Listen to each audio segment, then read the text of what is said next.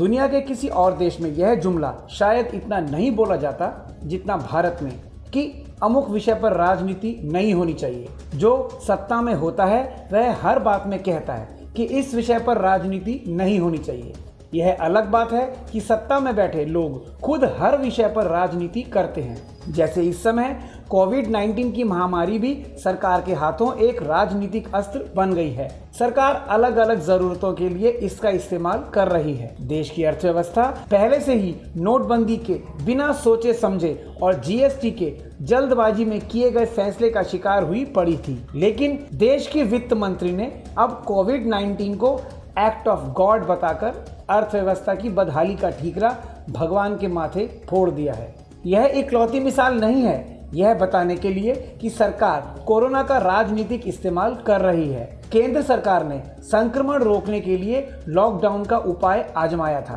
पहले उसने पूरे देश में खुद लॉकडाउन लगाया और उसके बाद इसे राज्यों के हाथ में छोड़ दिया गया। राज्यों से कहा गया कि वे अपनी जरूरत और स्थितियों के हिसाब से लॉकडाउन लागू करेंगे।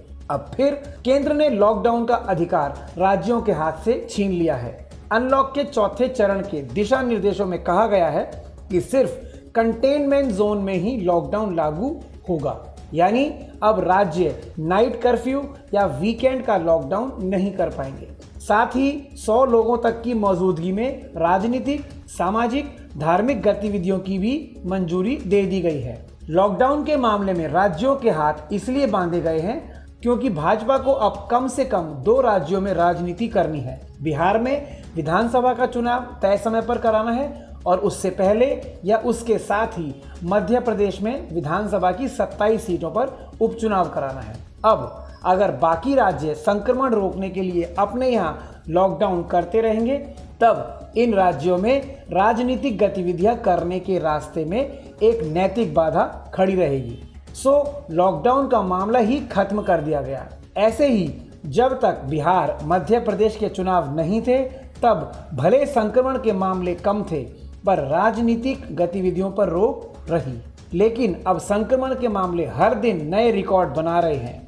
ध्यान रहे, दुनिया में सबसे ज्यादा संक्रमित अमेरिका में जिस दिन पहली बार 70,000 से ज्यादा मामला आए थे, उस दिन पूरे देश में सरकार की क्षमता को लेकर सवाल उठे थे और चिंता जताई गई थी। पर अब भारत में हर दिन 75,000 या उससे भी ज्यादा केस आ रहे हैं और भारत में राजनीतिक गतिविधियों की इजाजत दे दी गई क्योंकि सत्तारूढ़ दल को चुनाव कराना है। ऐसे ही सरकार ने विशेष ट्रेनें चला रखी हैं, हवाई सेवा शुरू हो गई है, शॉपिंग मॉल और शराब की दुकानें खुल गई हैं। अनलॉक के तीसरे चरण में होटल भी खोल दिए गए, पर संसद को बंद रखा गया। सरकार ने कोरोना महामारी का इस्तेमाल संसद को बंद रखने के लिए किया है। पूरे देश में 500 केसेस थे।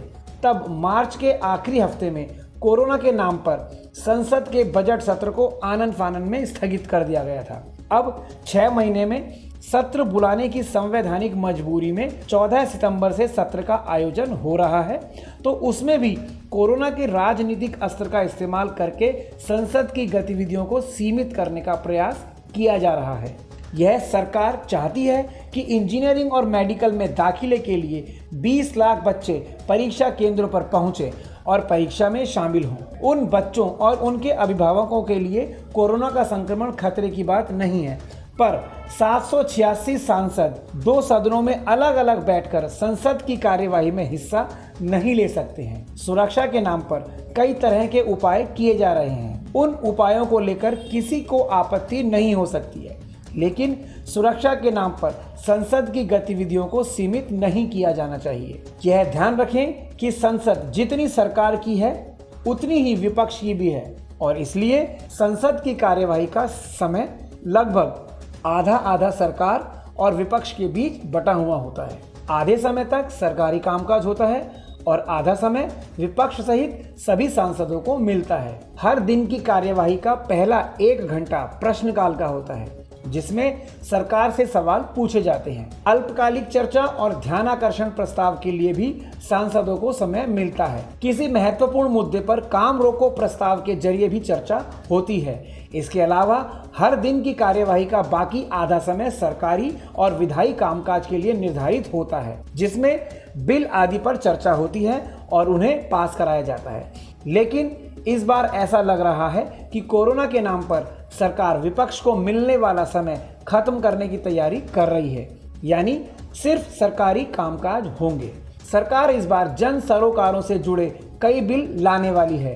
कृषि से संबंधित 3 अध्यादेश मंजूर किए गए हैं, जिन्हें कानून बनाने का काम इस सत्र में होना है। खेती किसानी के ज्यादातर जानकार इनको किसान विरोधी बता रहे हैं। इसके अलावा भी 20 से ज्यादा बिल पेश होकर पास होने वाले हैं। ऐसा लग नहीं रहा है कि सरकार गंभीरता से सारे विधेयकों पर बहस कराने के मूड में है। कोरोना संकट के नाम पर सरकार जैसे तैसे अपने विधायी काम निपटाने के प्रयास में लगी दिख रही है। इसी तरह कोरोना वायरस की महामारी के नाम पर अदालतें बंद हैं। वर्चुअल कार्यवाही में जरूरी कामकाज के नाम पर गिने चुने मुकदमे निपटाए जा रहे हैं। देश की निचली अदालतों से लेकर सर्वोच्च अदालतों तक पहले से मुकदमों का अंबार है, जिसमें हर दिन हजारों नए मुकदमे इकट्ठे होते जा रहे हैं। लोगों का न्याय का इंतजार लंबा होता जा रहा है। सोचें, कोरोना काल में विधायी कामकाज पूरी तरह से ठप है और न्यायिक कामकाज बहुत सीमित हो गया है, परंतु राजनीतिक गतिविधियां होंगी, धार्मिक व सामाजिक कार्यक्रम भी होंगे और बच्चों की परीक्षाएं भी होंगी। इससे पता चलता है कि सरकार की प्राथमिकताएं क्या हैं। YouTube पर नया इंडिया टीवी की इस चैनल पर सब्सक्राइब का बटन दबाएं। वहाँ जो घंटी बनी हुई है उसे दबाएं ताकि नया एपिसोड अपलोड होते ही आपको सूचना मिले।